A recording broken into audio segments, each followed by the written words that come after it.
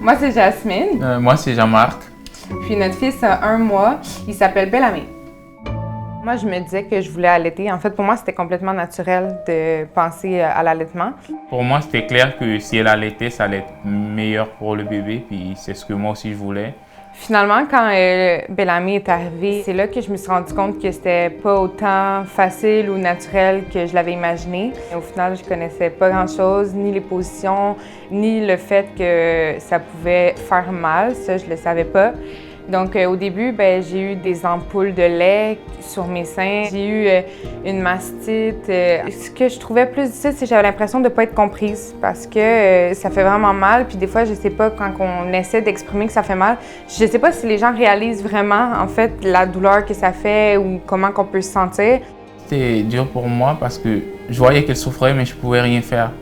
Je me disais dans ma tête, peut-être que je vais lui dire qu'on prenne le biberon pour qu'elle ait moins mal, parce que moi, je voulais pas qu'elle ait mal. Mais finalement, on en a discuté, puis elle a dit, on va persévérer. Je m'étais inscrite à l'organisme L'Envol, mais aussi on m'avait parlé du programme Holo, donc j'ai téléphoné pour savoir si je pouvais en faire partie. Puis ils m'ont proposé d'avoir une marraine d'allaitement puisque je voulais allaiter. Donc j'ai accepté, puis c'est la marraine qui m'a contactée. Bellamé, mon bébé. Je pense que c'est important que les femmes sachent que, en fait, l'allaitement, c'est un combat au début, oui, mais que c'est quelque chose de beau qui peut facilement, en fait, être gagné comme combat. Moi, mon fils, il y a 1 mois maintenant, je suis en train de gagner mon combat, puis c'est rendu agréable d'allaiter.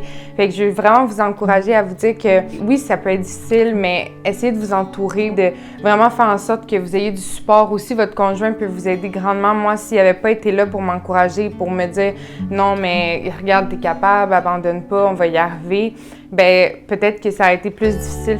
Puis sinon, c'est sûr qu'il y a d'autres alternatives. Puis vous sentez-vous jamais coupable d'avoir vos propres limites. Écoutez-vous.